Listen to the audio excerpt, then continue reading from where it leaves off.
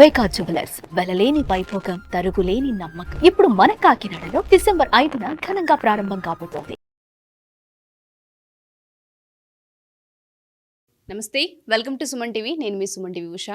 2025 సంవత్సరానికి సంబంధించి 12 రాశుల వారు అసలు ఏ విధంగా ఉండబోతుందో ప్రత్యేకించి అడుగుతూ ఉంటుంటారు. ఎస్పెషల్లీ 12 నెలల్లో కనుక మనం చూస్తే ఏ నెల కలిసి వస్తూ ఉంటుంది, వ్యాపారంలో కావచ్చు, సంతానంలో కావచ్చు, లేదంటే వివాహానికి సంబంధించి కావచ్చు, పెట్టుబడులు పెట్టొచ్చా, సంతానం విషయంలో ఈ టైంలో మేము డెసిషన్ తీసుకోవచ్చా, వివాహానికి సంబంధించి మేము అప్రోచ్ అవ్వచ్చు అని అడుగుతూ ఉంటుంటారు. అండ్ దాంతోపాటు రిలేషన్షిప్ ఎవరైతే భార్యాభర్తలు ఉంటుంటారో మాకు ఏ విధంగా ఉంది, ఒడిదుడుగులు కనిపిస్తూ ఉన్నాయి అని మాట్లాడే వాళ్ళు ఉంటూ ఉంటారు.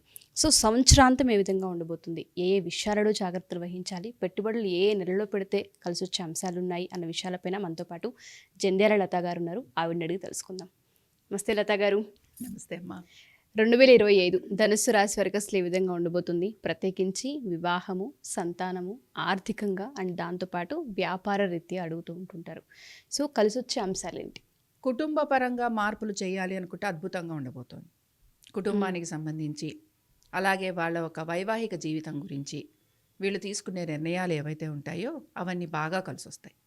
అయితే ఇవన్నీ కూడా వీళ్ళకి ఆల్మోస్ట్ మే నుంచి స్టార్ట్ అయిపోతుంది. కాబట్టి 1 ఉద్యోగము, 2 వాళ్ళ వైవాహిక జీవితము, 3 వాళ్ళ కుటుంబము. ఫోకస్ అంతా దీని మీదే ఉంటుంది. ఇంకా మిగతా విషయాల మీద అంతగా వీళ్ళకి ఫోకస్ కనిపించట్లేదు. కాబట్టి ఏంటంటే ఉద్యోగానికి సంబంధించి అని అనుకోండి, చేస్తున్న ఉద్యోగాన్ని అలానే కంటిన్యూ చేస్తూ ఉంటారు. వీళ్ళు కూడా పెద్ద మార్పుల కోసం ప్రయత్నం చేయరు. చాలా హ్యాపీగా ఉన్నాం అనుకుంటారు. ఏమైనా మార్పులు కనుక వచ్చుంటే నాకు తెలిసి ఈ 2024లోనే వచ్చేసి ఉండాలి. ట్రాన్స్ఫర్స్ అవ్వటం కానీ, లేకపోతే ప్రయాణాలు, ఉద్యోగరీత్యా ప్రయాణాలు చేయటం కానీ, లేకపోతే ఏమైనా పొజిషన్స్ మారటం కానీ, ఇంక్రిమెంట్స్ రావటం కానీ, ఇలాంటివన్నీ కూడా వీళ్ళకి ఈ మార్చ్, ఏప్రిల్, మే లోపలే జరిగిపోతాయి అన్నమాట. మే తర్వాత నుంచి ఏంటంటే ఉద్యోగంలో అలాగే నిలకడగా ముందుకు వెళ్లేందుకు అవకాశాలు. అయితే ఆర్థికంగా అనుకూలత మాత్రం ఖచ్చితంగా ఉంది. భార్యాభర్తల మధ్యన వస్తున్న డిస్టర్బెన్సెస్ ఏవైతే ఉంటాయో, లేకపోతే ఉద్యోగ రీత్యా కానీ, వ్యాపార రీత్యా కానీ ఎక్కువ సమయం గడపలేకపోతున్నాము మా కుటుంబ సభ్యులతోటి, లేకపోతే మా ఒక వైఫ్ తోటి, మా ఒక స్పౌస్ తోటి, లేదా భర్తతోటి, భార్యతోటి, ఇలా అనుకున్న వాళ్ళు ఎవరైతే ఉంటారో వాళ్ళందరికీ కూడా ఈ సంవత్సరం కలిసి రాబోతోంది. సో అందరూ ఒక చోటికి చేరేందుకు అవకాశాలు ఎక్కువగా ఉంటాయి. ప్రాపర్టీస్ కొనుక్కుంటాము, ఎందుకంటే ప్రాపర్టీస్ కొనుక్కునే అవకాశాలు ఎక్కువగా ఉన్నాయి. ఇన్వెస్ట్మెంట్స్ చేస్తారనమాట. వీటి గురించి మాత్రం వీళ్ళకి ఆల్మోస్ట్ అక్టోబరు, నవంబరు, డిసెంబరు ఆ పీరియడ్ అంతా కూడా బాగుంటుంది. కాబట్టి ఈ పీరియడ్లో ప్రాపర్టీస్ కొనుక్కోవడానికి, వెహికల్స్ కొనుక్కోవడానికి, అలాగే ఏవైనా సరే సేవింగ్స్ గురించి ఆలోచించడానికి, మ్యూచువల్ ఫండ్స్, ఇన్సూరెన్స్లు, వీటన్నిటి మీద వీళ్ళు హ్యాపీగా పెట్టుబడులు పెట్టుకోవచ్చు. కాబట్టి ఇవన్నీ బాగుంటాయి వీళ్ళకి. అందుకని ఇవన్నీ వీళ్ళు చేసుకోవచ్చు. సంతానం అంటారా, సంతానానికి అభివృద్ధి కనపడుతోంది. పెద్దగా భయపడాల్సిన అవసరం లేదు.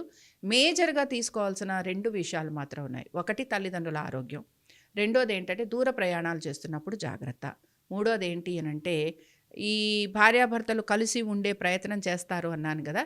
కాబట్టి వీళ్ళు కలిసే ఉంటారు, కానీ ఏదో ఒక కారణంతో కొంచెం ప్రయాణాలు ఉన్నాయనో, ఉద్యోగరీత్యా ప్రయాణాలు ఉన్నాయనో, వర్క్ ప్రెషర్ ఎక్కువగా ఉందనో, వీళ్ళు అనుకున్నంతగా వీళ్ళ మనసులో ఉండొచ్చు మేము ఒకటే చక్కగా మేము కలిసి ఉండాలి, బాగా ఒకరి విషయాలు ఒకళ్ళని చెప్పుకోవాలి, అలా అనుకుంటారు కదా.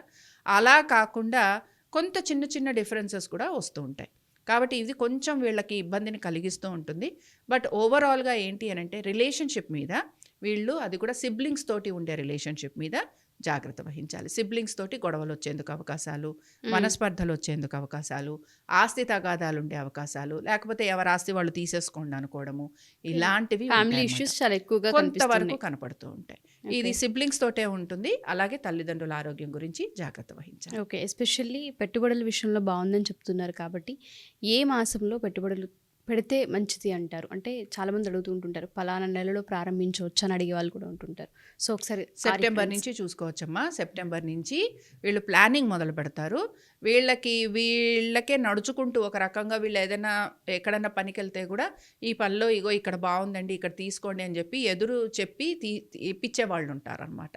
కాబట్టి ఆల్మోస్ట్ సెప్టెంబర్ నుంచి వీళ్ళకి చాలా బాగుంది. జనవరి వరకు బాగుంటుంది. కాబట్టి భయం ఏం లేదు.